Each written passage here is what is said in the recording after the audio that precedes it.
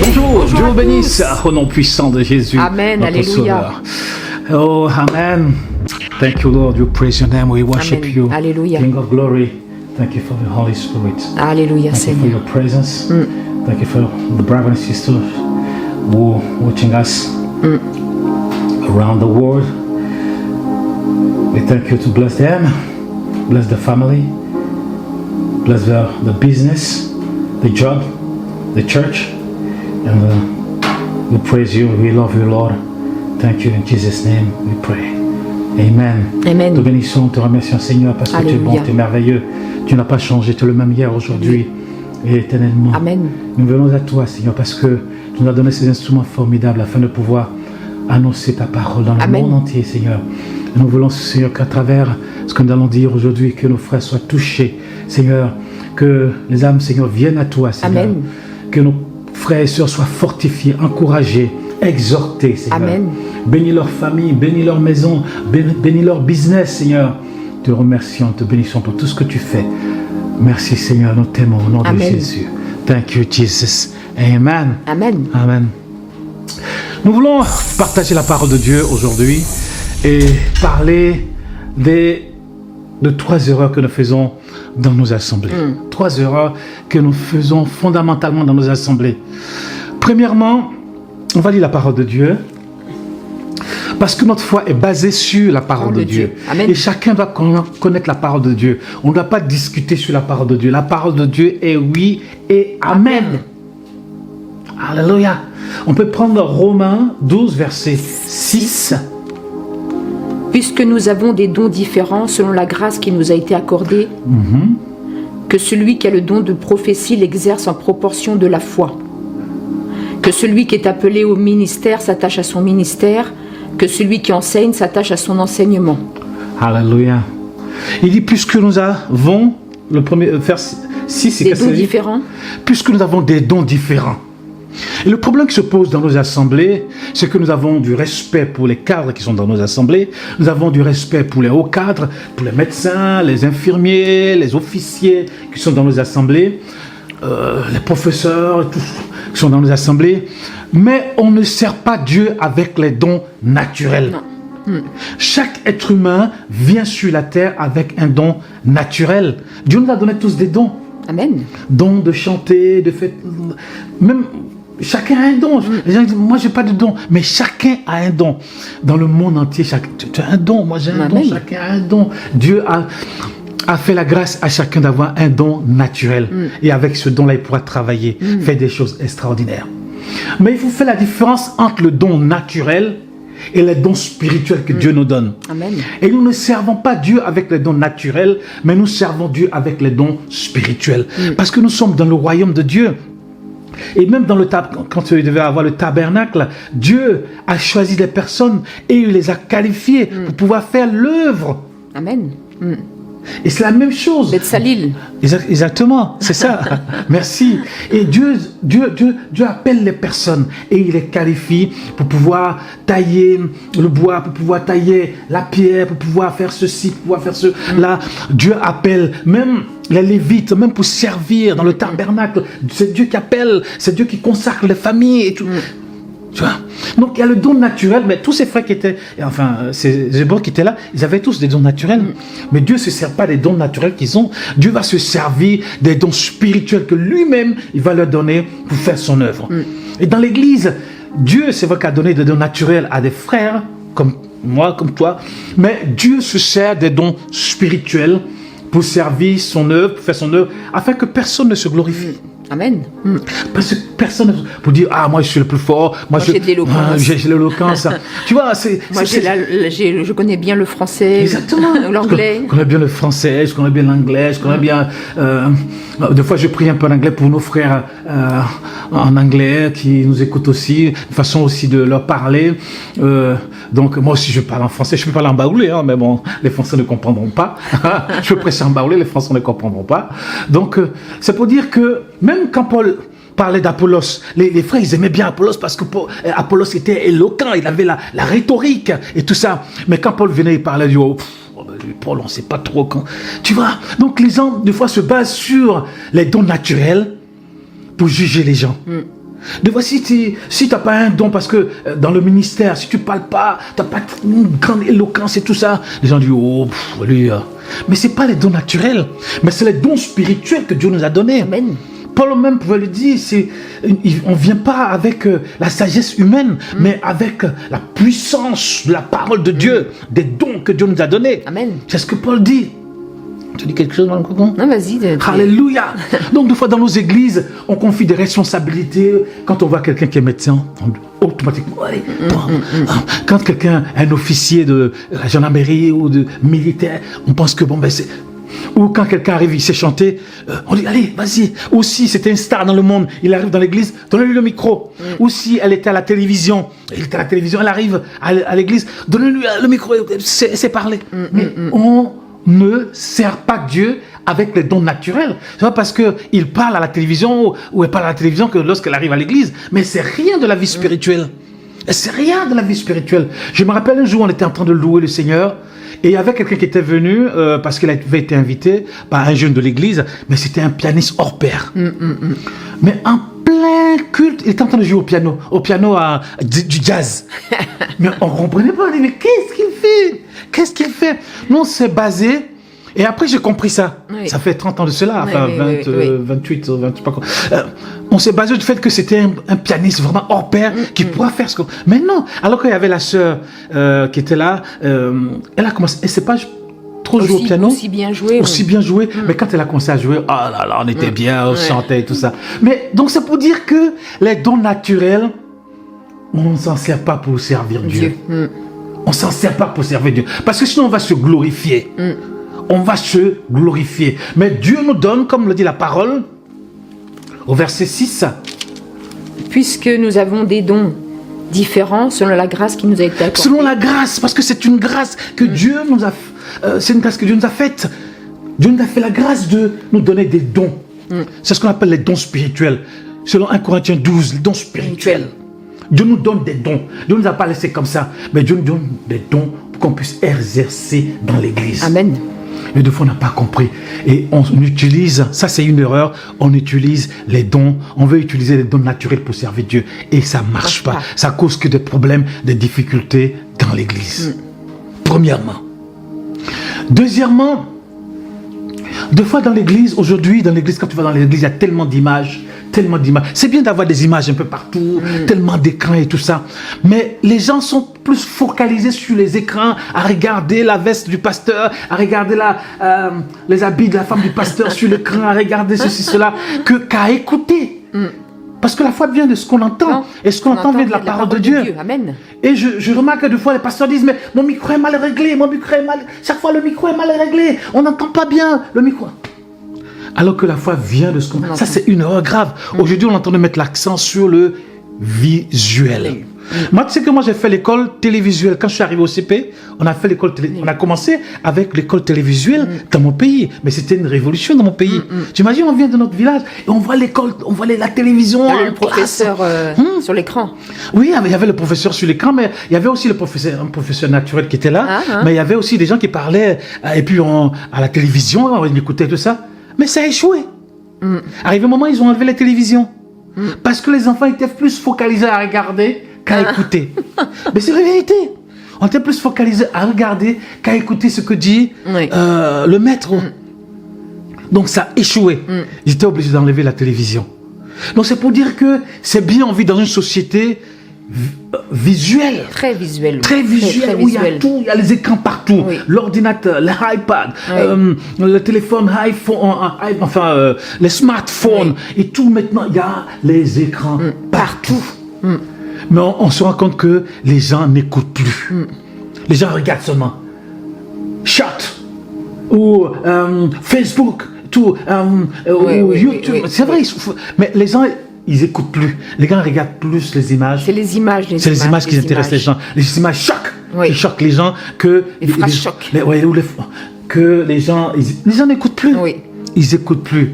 Les gens, quand tu fais une prédication d'1 heure, les gens, ils sautent. Oui. Parce qu'ils ne veulent pas écouter. Parce qu'ils n'ont plus la patience d'écouter. Même des fois 10 minutes ou 15 minutes. Ils n'ont plus la patience. Nous, on fait quoi? On fait 18 minutes Oui. ou 20 minutes. Les gens n'ont même plus la patience d'écouter ce que nous pouvons dire pour les aider à progresser spirituellement. Amen. Sachez que si vous voulez grandir spirituellement, il faut écouter. Écouter. You gotta hear. Écouter. Parce que nous marchons par la foi et non par la vue. Et la foi, c'est croire et agir. Amen. Mais pour croire et agir, c'est en écoutant. Il y a des gens qui sont venus voir Jésus et ils ont vu des paralytiques, mais ils ont regardé, mais ils n'ont pas écouté ce que Jésus a dit afin qu'ils aient la foi. Ils sont partis. Ils sont venus voir le spectaculaire, le miracle. Mais ils n'ont pas écouté Jésus. Ils sont partis parce qu'ils étaient les religieux. Ils sont partis. Même je suis sûr que même les pharisiens ont vu Jésus faire des choses. Mais ils n'ont pas écouté ce que Jésus avait à dire. Et ils le condamnaient simplement. Tu vois? Donc aujourd'hui, il y a tellement d'écrans partout. C'est bien, il faut avoir des écrans. Mais les gens regardent plus les écrans qu'à écouter le pasteur. On regarde le pasteur, s'il a la barbe, s'il a ceci, s'il a cela, machin, tout ça. On n'écoute plus la parole de Dieu. On n'a plus la patience d'écouter comme avant. Et comment nous voulons avoir une maturité spirituelle si nous n'écoutons plus? Les gens sont plus patients, ils n'écoutent plus. Ils passent leur temps à autre chose, au divertissement. Entertainment, c'est ce qu'ils disent, non? Le divertissement. C'est un problème parce que c'est un gros problème dans les églises de maintenant, c'est que tout est sur le visuel. Et avec Dieu, c'est pas le visuel, c'est le contraire même du visuel. Ah oui? Ouais. Parce que comme tu disais, nous marchons non par la vue, mais par la foi. Donc nous marchons selon ce que le Seigneur nous dit. Alléluia. Ce que le Saint-Esprit nous parle. Et il faut être attentif à ce que le Saint-Esprit dit. Il faut être attentif à la parole de Dieu. Amen. C'est pas un ange qui va descendre avec un gros écriteau en disant tu vas faire ceci, tu vas faire cela. Et maintenant on est dans un christianisme du rapide. Du fast. Fast food, mais fast church, ou je sais pas comment. Et c'est pas du tout ça avec Dieu. Donc on a des chrétiens dans nos assemblées qui sont faibles spirituellement, qui des fois ça fait 10 ans, 16 ans, 20 ans qu'ils sont là, mais malheureusement ils n'ont pas compris grand chose. Ils sont toujours dans les mêmes choses depuis 10 ans, depuis 15 ans, parce qu'ils ne passent pas du temps devant la parole, ils ne passent pas du temps devant le Seigneur. Et avec le Seigneur, c'est pas la vue, c'est vraiment l'écoute. Rester attentif, être là devant lui, être calme et tranquille et écouter ce qu'il a à nous dire. Alléluia. Amen. Comme tu l'as dit, avec Dieu, il faut écouter ce qu'il va dire. Dieu ne va pas te mettre plein la vue. Il faut bien écouter ce qu'il a dit. Parce que quand Dieu va venir, la vue est trompeuse. Exactement. Quand Dieu va venir, le petit Samuel, Dieu va parler. Il a dit Samuel. Il dit, qui m'appelle? Il est allé voir Élie, le sacrificateur. Samuel, mais qui me parle? Jusqu'à ce que Élie lui dise, écoute, dit ton serviteur écoute, ton serviteur écoute, ton serviteur écoute. Oui. Dieu veut que, eh bien, nous puissions avoir les oreilles aiguisées, les oreilles affûtées pour écouter, écouter ta parole, écouter ta parole. Et Dieu veut nous parler.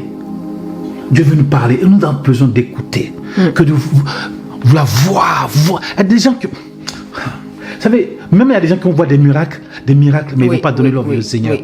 Aujourd'hui, là, on voit des miracles partout, mais les gens ne vont pas donner leur vie au Seigneur. C'est en écoutant. C'est la parole de foi. En écoutant la parole de foi et en serrant ces paroles dans ton cœur et en te posant des questions, et ainsi de suite, tu parviens à la repentance. À la repentance, et tu viens devant le Seigneur et tu donnes ta vie vraiment au Seigneur. Amen. Et c'est ça, en écoutant la parole de Dieu, en écoutant, même quand tu lis la parole de Dieu, tu dois l'écouter. Écouter, parce que quand tu lis, mais il y a une voix à l'intérieur de toi qui voyez-vous, et le Seigneur t'enseigne sa parole, t'enseigne sa parole. Et nous devons apprendre à écouter la parole, à écouter le pasteur. Ça, c'est encore une erreur fatale. On est dans un monde visuel. On est dans un monde qui n'écoute plus. Troisièmement, aujourd'hui dans nos assemblées, c'est bien d'avoir de belles assemblées, mais on est tombé de là à là. C'est-à-dire qu'avant nos églises, quand tu arrivais, tu avais un peu honte. les toilettes étaient cassées, tout le monde fait, les moquettes étaient un peu, Les chaises étaient dures et tout ça. Aujourd'hui, mais c'est impeccable et tout ça. Mais aujourd'hui, on ne fait plus la différence entre une salle de coaching et nos assemblées. Oui. Je t'assure, si quelqu'un qui n'a jamais vu nos assemblées arrive et que personne ne dit Alléluia ou Amen, il va dire non, c'est un coaching. Je t'assure. Si on ne dit pas que c'est une église, la personne dit mais on est où là? La personne va dire c'est une salle de coaching. La personne, c'est vrai, je te dis. Oui. Parce qu'il n'y a pas de croix. Des fois, il n'y a pas de verset biblique. Oui, c'est vrai. Nous, c'est vrai que dans nos assemblées, il y avait toujours la croix et toujours... Jésus est le même hier, aujourd'hui, éternellement. C'était souvent ça. Alléluia. Mais c'est ce qu'on voit dans nos assemblées. Mais c'est bien. C'est bien, il faut qu'il y ait la croix. Il faut qu'il y ait la croix et qu'il y ait au moins un verset biblique. Exactement. Ou même quand il y a les écrans, il faut qu'il y ait une croix derrière, sur l'écran, que les gens sachent que nous sommes à l'église. Quoi. Nous sommes dans la présence de Dieu. Parce que là, aujourd'hui, on a l'impression que c'est un coaching. C'est une salle de concert. De concert. Parce que des fois, c'est sombre. C'est bien. On éteint les lumières. Mais on ne sait plus ce qui se passe. Et c'est bien, on peut faire des choses comme ça. Mais on a l'impression que dans une salle de coaching, une salle de concert ou de théâtre. Je sais pas. Et on ne fait même plus la différence. Et ça, des fois, ou de développement personnel. De développement personnel et les gens n'ont plus la maturité, les gens ne sont plus mûrs, les gens n'ont plus... Ça veut dire qu'on est tombé de là à là maintenant. Et ça, c'est encore une erreur dans nos assemblées. Il faut que ça change, il faut qu'on puisse être au milieu. On puisse quand même équilibrer les choses. Parce que là où on entend partir là, ça devient le grand spectacle, c'est bien. Mais je me rends compte que des fois, les gens, ça fait 10 ans, 20 ans, mais leur maturité, il n'y a pas grand-chose. Quand tu les entends parler, des fois, quand tu le vois sur certaines vidéos, tu te dis, mais la maturité est où? Les gens sont là, 10 ans, 15 ans. Maturité, il n'y en a pas.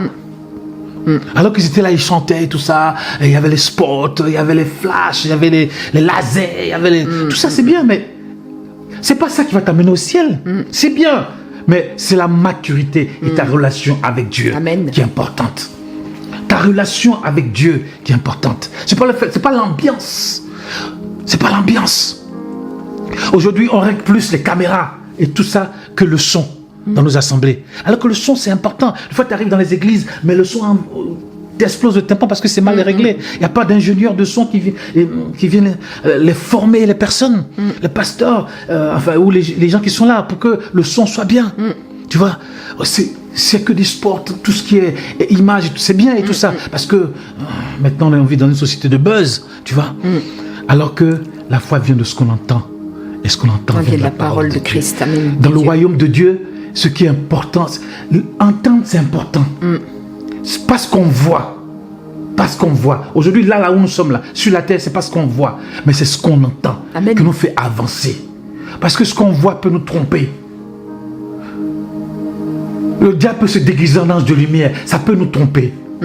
Mais quand il y a la parole de Dieu, quand il y a l'onction de Dieu, il ne peut pas se déguiser. Il ne peut pas déguiser la parole de Dieu. On ne peut pas déguiser la parole de Dieu.